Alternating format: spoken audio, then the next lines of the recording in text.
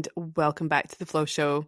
I'm Joanna Turner, and this is probably going to be quite a short episode. I had a little idea while I was out walking Bella this morning that I wanted to share a very simple technique that I actually sort of learned myself before I started any personal development, before I'd quit my corporate job.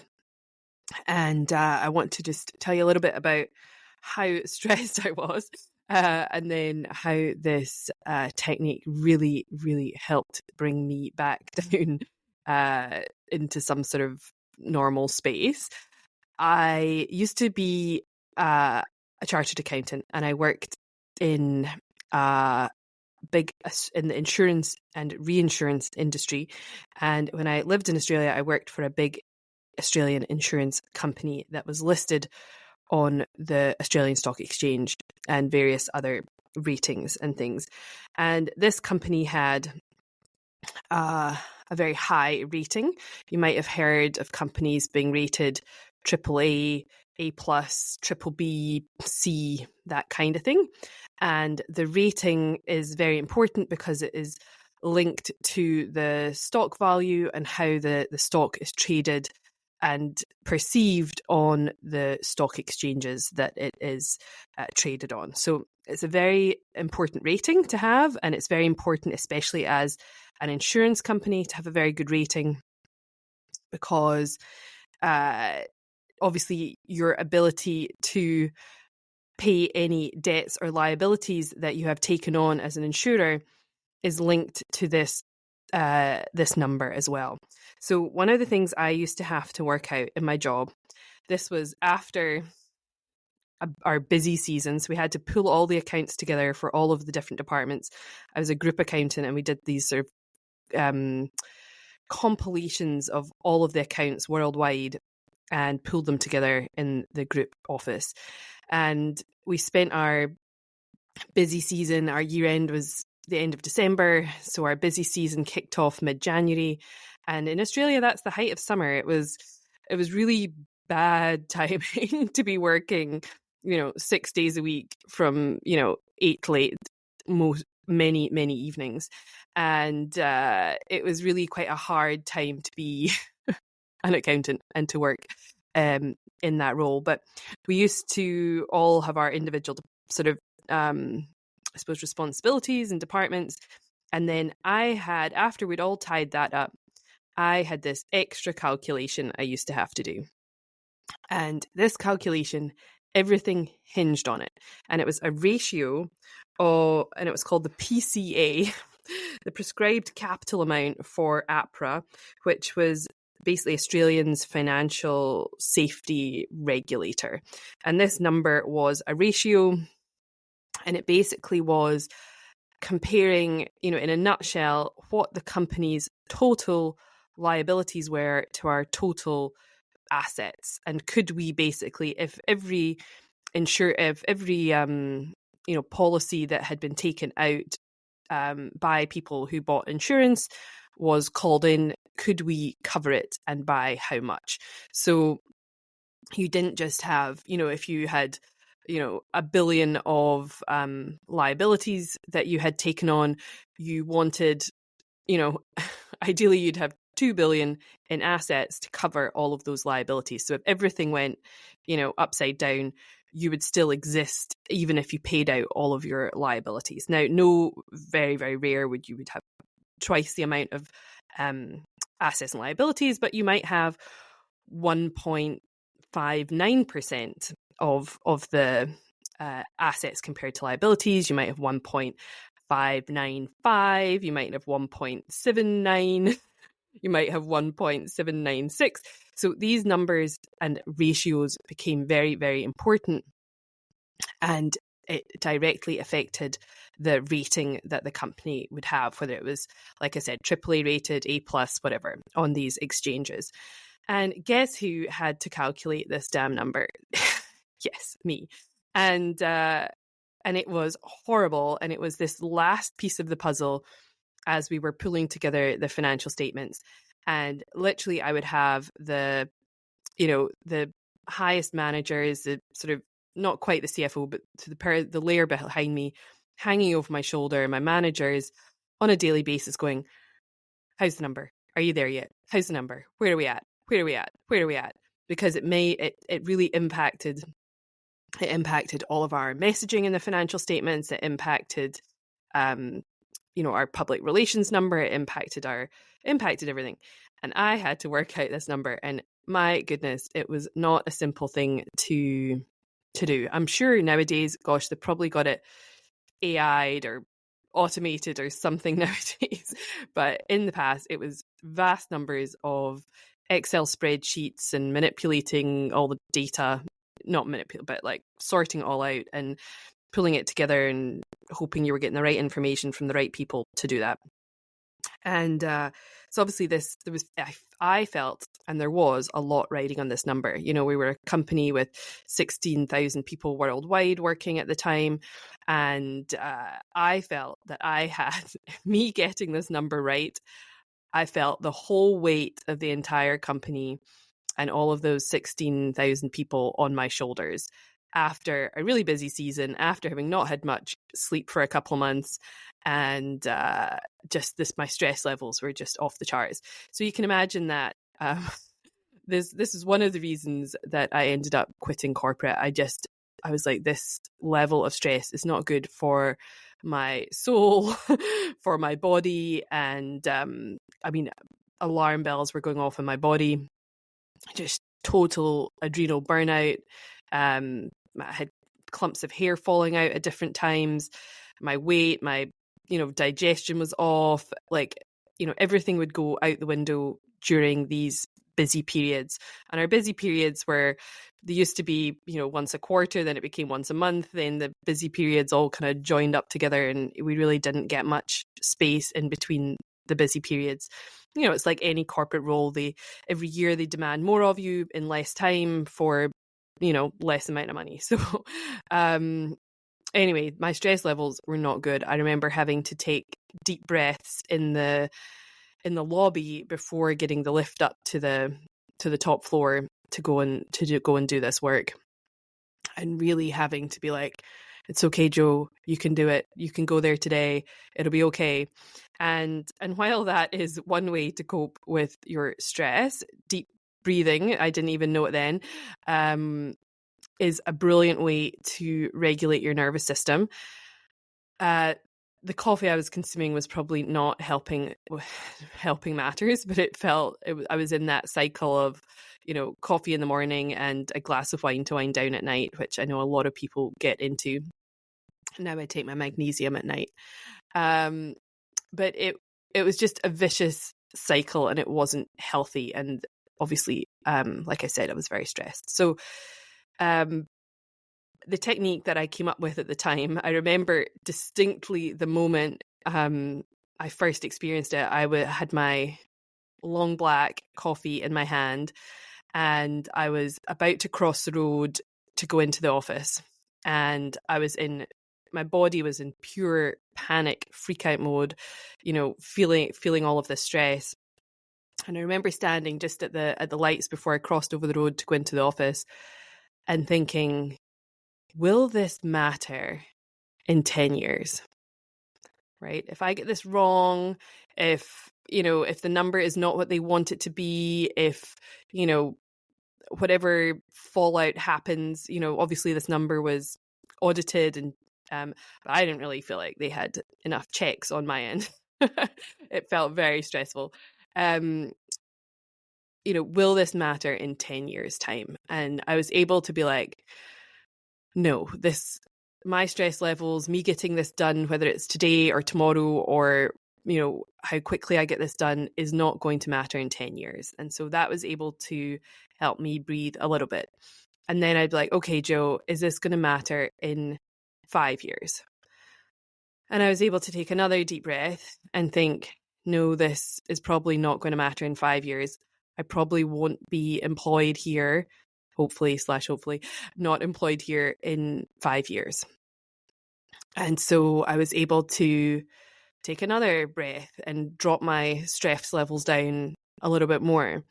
And then I would take another breath and I'd be like, right, will this matter in 2 years' time? And I was like, oh, maybe not. Maybe I'll have a different job by then, right? So I was able to sort of bit by bit drop my stress levels down, and the amount of pressure that I was putting on myself and this calculation and my ability to, pull it together properly, with no mistakes, and make it all happen for everybody. And then I would just keep chunking back, keep bringing it back down so as I could get myself more and more into the present. Will this matter in a year? Deep breath. No, I'm okay. Today is okay. I'm safe now.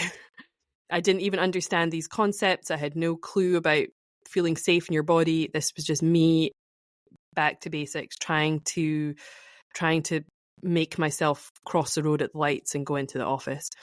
And so I would bring it back. Will this matter in 6 months, 1 month? Right?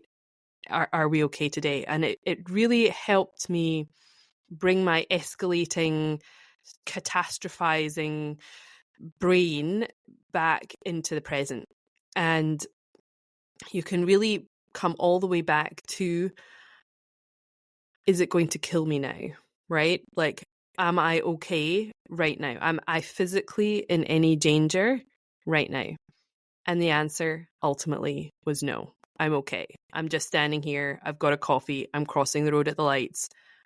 I'm okay. I'm not going to die. And I didn't realize at that time that my body was in pure fight, flight mode. So when your body is really stressed, your body goes into fight, flight mode. Now, that is what it's most commonly known as. You've probably heard it described before. And that is our ancient way of keeping our body safe. They usually use the example of, if you're being chased by a lion, being in fight flight mode is great, right?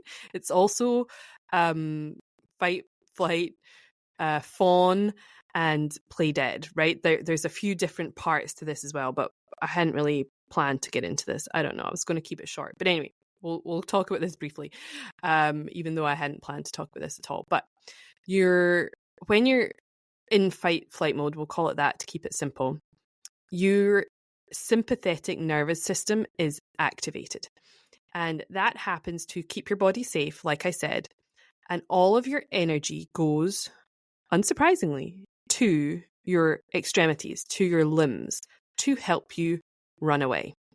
And when that happens, if you are being chased by a lion, that's a great thing.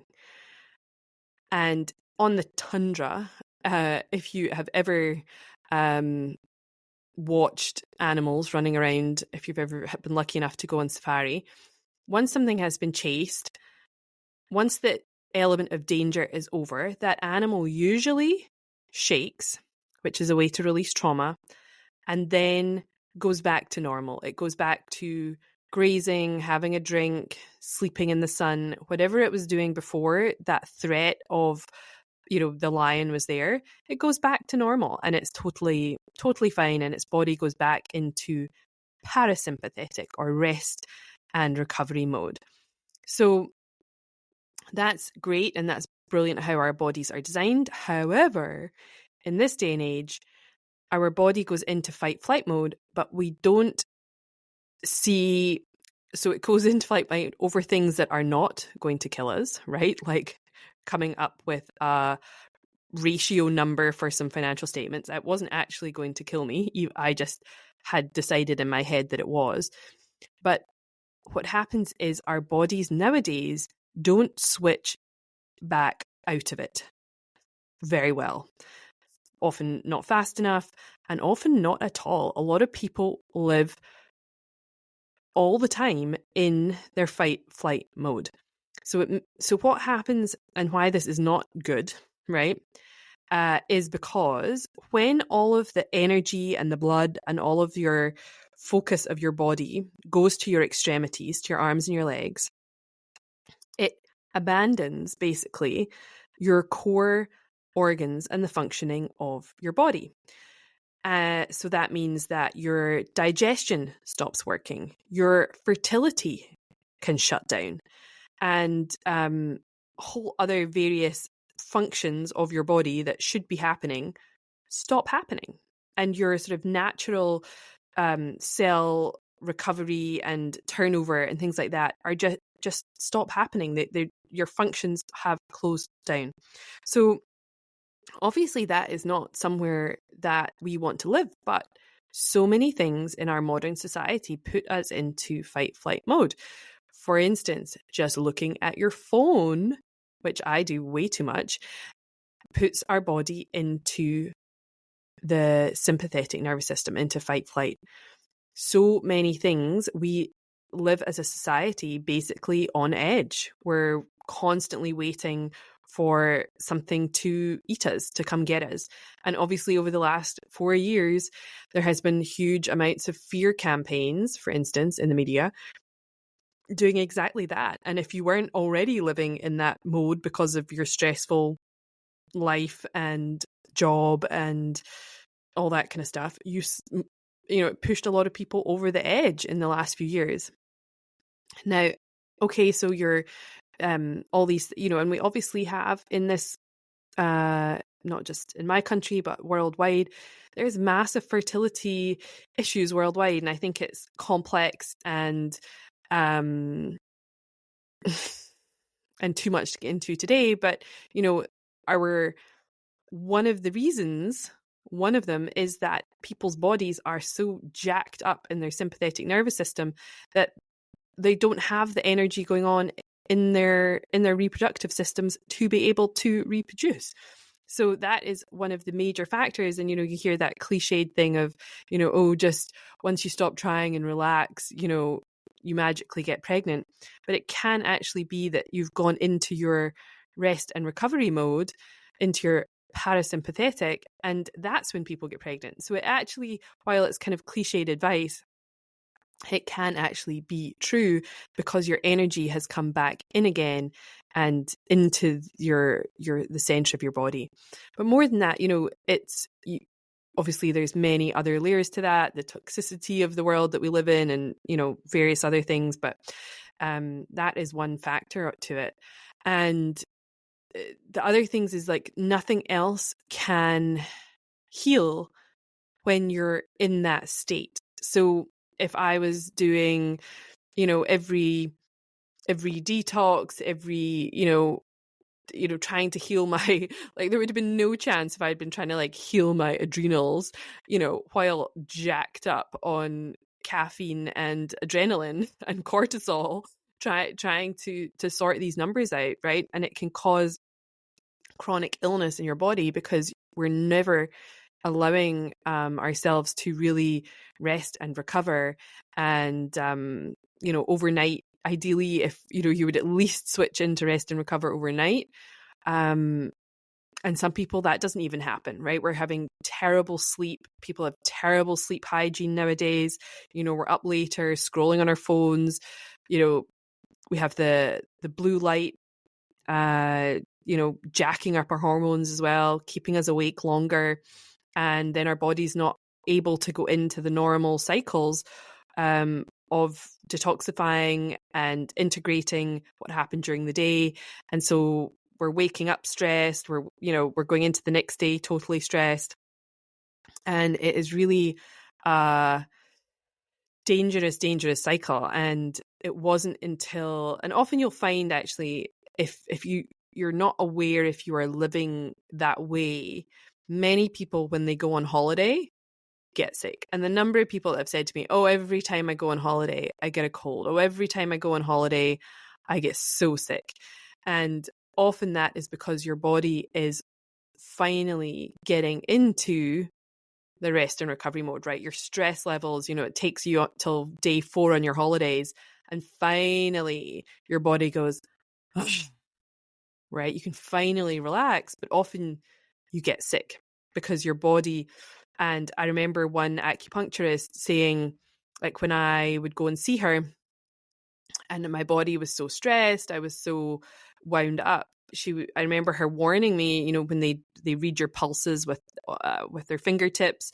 And she said, look, if you don't take some drastic action, the damage you're doing to your body, isn't going to be fixed by coming to Thailand for 2 months, right? I talked a little bit about Thailand in my last episode.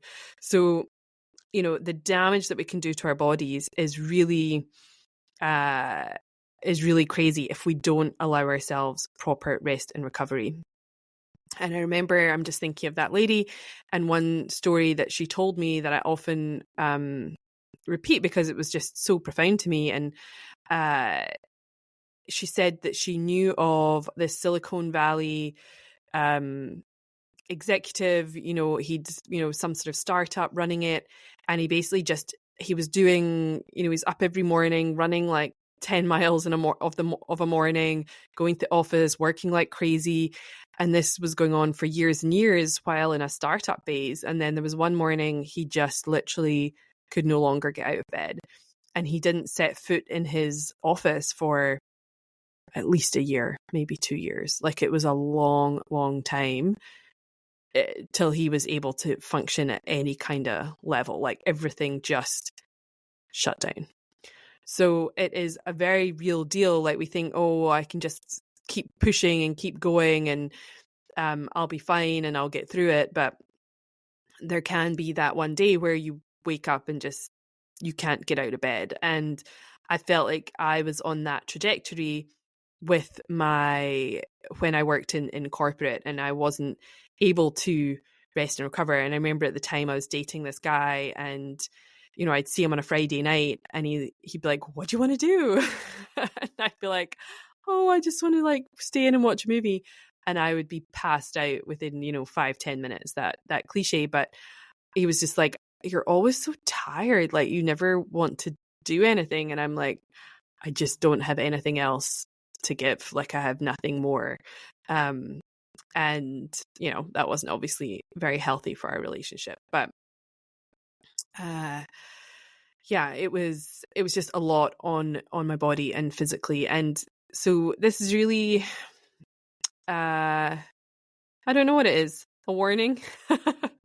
And obviously when you are stressed out and, constantly jacked up in this, fight flight mode, it's blocking our intuition. It's blocking our flow. It's not allowing us to be in any kind of connection with ourselves, with our bodies. And one of the key components of flow is that it comes in cycles, and being constantly on or jacked up or stressed is not sustainable. And long term, it means, like that Silicon Valley exec who needed a year or whatever it was off, couldn't even send an email.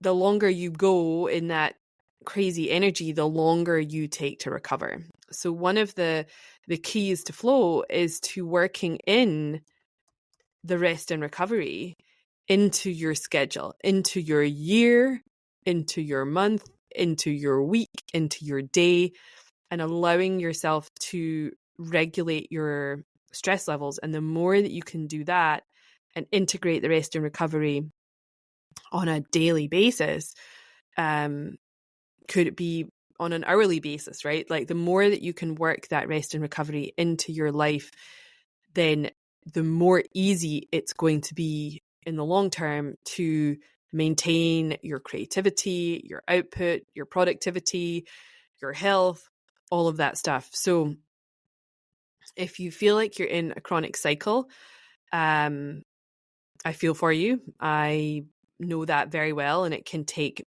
years to get out of that. And it doesn't just happen in corporate. That was one example I used. I went straight from being in that crazy corporate cycle, and when I started my business, I honestly thought I would be at the gym for 2 hours a day, down the beach every day, having a swim. I really thought that my lifestyle, I'd be like tapping away on my laptop outside, doing a couple hours of work a day. Like, that was my vision when I quit that crazy corporate job. And, all the naivety in the world, bless little Joe who thought that 10 years ago. I had this massive wake-up call, and I ended up working even harder in my own business. And I don't think I took a day off for the first at least 2 years. And I worked pretty much flat out for 4-5 years in my business without much of a break. And any glamorous traveling I was doing, I was working at the same time. So I wasn't really giving myself much off time in between those things. But I was also trying to recover and figure it all out and get my business going and learn all the things at the same time. And it can feel like a lot of pressure, especially for new entrepreneurs and seasoned entrepreneurs when if they've been caught up in the hustle culture and the go and, got to make it happen. And, there can be a lot of pressure, to make it happen, to pay the bills, to get the stuff done. And that catches up on people as well. And I've been touching a little bit on that over the episodes, because I see it happening quite a lot. Like, there are people now who are just at that, like, I can't do any more stage. And there's a few people who are rising from the ashes, like myself, coming back from burnout, from, not being really in flow or true to themselves, and making the comeback. So it's interesting to see how all this is playing out, but it's so important to be aware of what is going on in our bodies and what is happening, and the sheer volume of stress that we are putting ourselves under. And it's layered, it's so multi-layered. And I'm having a random example pop into my brain as they do. But I also found out that having your wisdom teeth taken out can trigger something in our bodies through our vagus nerves that actually stop our ability to regulate ourselves and our nervous systems and be able to click back out of that fight flight mode. So I remember having my wisdom teeth taken out when I was about 20, and lots of the sort of symptoms and things and the stress in my life ramped up from that point. And it wasn't until maybe a year or two ago I was watching I watched these really random like medical lectures and things like that you would be like, why are you watching this random lecture of an old dentist guy to some sort of medical board in the States 10 years ago? I don't know. But I've watched these lectures, and that was one of the things that I picked up on, was his warning about the switch that is flipped when you have your wisdom teeth taken out. And I think there's definitely a culture of just whipping them out, even if you don't really need them taken out. They're quite gung-ho about it, and they just do it. And we don't really think about the consequences. But if you, I've also spoken to, I did have a wonderful holistic dentist when I lived in Sydney, but when I moved, it was much harder to find another holistic dentist. And I remember talking to the guy when I had my root canal removed, that I had to sort of beg to have them take it out. I was telling him that each of our teeth was linked to a body meridian and something in our body, and he was shocked to find out that information. And I was like, yeah, this is like, it's not just what happens in your mouth, this is a whole body system situation. Like, this is a whole thing. And he was really shocked to find that out. But anyway, so what was the point in that? Anyway, it's multi-layered. So it might not just be the stress at your work. You might have had your wisdom teeth taken out. There are other things that keep us in chronic states of stress, including trauma, obviously, PTSD, whether your trauma is what they call big T trauma or little T trauma. And big T being the ones that you might associate with trauma, like having been to war, losing a child, losing a parent, divorce, all of that kind of stuff. We as a society are sort of, we recognize that stuff, right? We think, oh, look what happened in your life. Maybe it was because of that big thing that happened to you a year ago, 5 years ago. We can kind of see it, but there's also, and something I'm really passionate about that I don't really want to get into right now because I've got so much to say about it. It's a whole another episode, and I may or may not be writing a book on this topic, but little t trauma is all the little things that add up that you wouldn't write home about or you wouldn't think were contributing to your state of stress and trauma in your body, but it can have a massive, massive impact on you. And those little t traumas are all of the little pieces of the puzzle, the comments, a little accident that wasn't enough to send you to hospital, but it was small enough to have an impact on your body or your psyche, arguments, witnessing things, just lots of little things, even seeing something on the news, lots and lots of smaller things can contribute to trauma in our bodies that we don't necessarily associate as being trauma or having an impact in our bodies. So it can build up in many, many ways. And it's just up to us.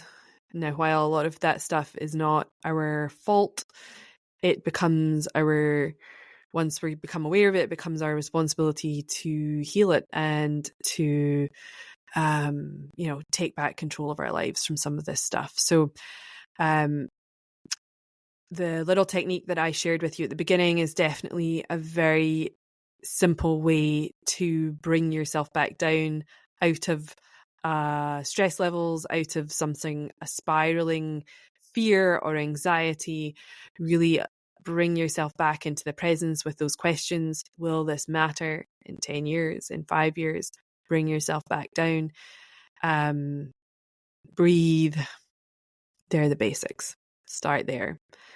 Do some meditation. But as I said, if you've ever listened to me talk about some of the detox work that I've done, I was not able to meditate because I was so jacked up and so out of my body.